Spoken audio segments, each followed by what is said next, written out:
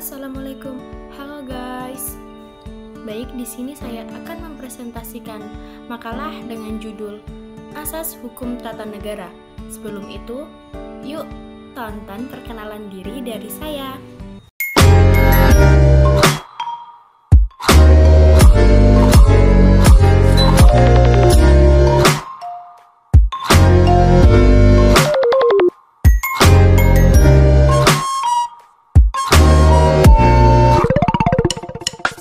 Jangan di-skip dan tonton sampai habis. Hukum tata negara adalah ilmu yang membahas tatanan struktur kenegaraan, mekanisme hubungan antar struktur-struktur organ atau kenegaraan, dan mekanisme hubungan antar struktur negara dengan warga negara.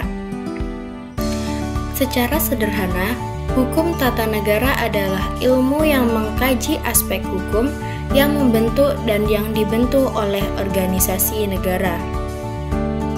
Terdapat beberapa penggunaan terminologi hukum tata negara dalam beberapa bahasa, antara lain Inggris, Prancis, Itali, Jerman, Belanda.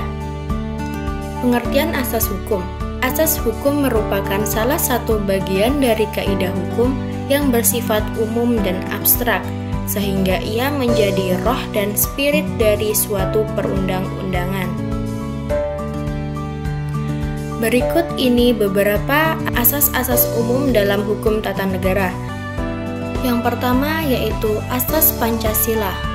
Bangsa Indonesia telah menetapkan falsafah dasar negara adalah Pancasila, yang artinya setiap tindakan, baik tindakan pemerintah maupun tindakan rakyat, harus sesuai dengan ajaran Pancasila. Yang kedua yaitu asas negara hukum. Setelah Undang-Undang 1945 diamandemen, maka telah ditegaskan dalam pasal 1 ayat 3 yang mengatakan negara Indonesia adalah negara hukum, di mana sebelumnya hanya tersirat dan diatur dalam penjelasan Undang-Undang 1945.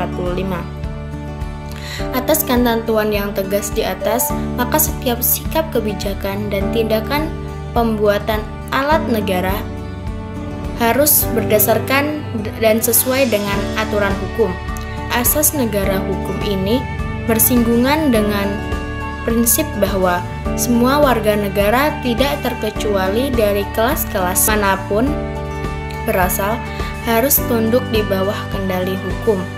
Inilah yang disebut dengan equality before the law.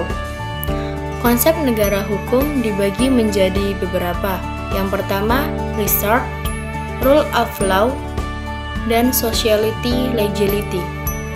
Yang ketiga yaitu asas kesatuan. Seperti dalam pasal 1 ayat 1 Undang-Undang Dasar 1945, negara Indonesia salah satu negara kesatuan yang berbentuk republik. Yang keempat yaitu asas kedaulatan rakyat dan demokrasi. Kedaulatan rakyat artinya kekuasaan itu ada di tangan rakyat, sehingga pemerintah melaksanakan tugasnya harus sesuai dengan keinginan rakyat.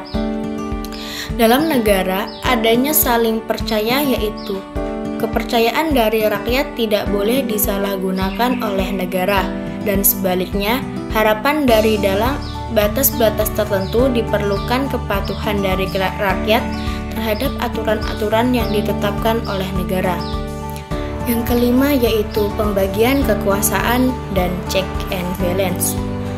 Pembagian kekuasaan berarti bahwa kekuasaan itu dibagi dalam beberapa bagian, tidak dipisahkan, yang dapat memungkinkan adanya kerjasama antara bagian-bagian itu, atau check and balance.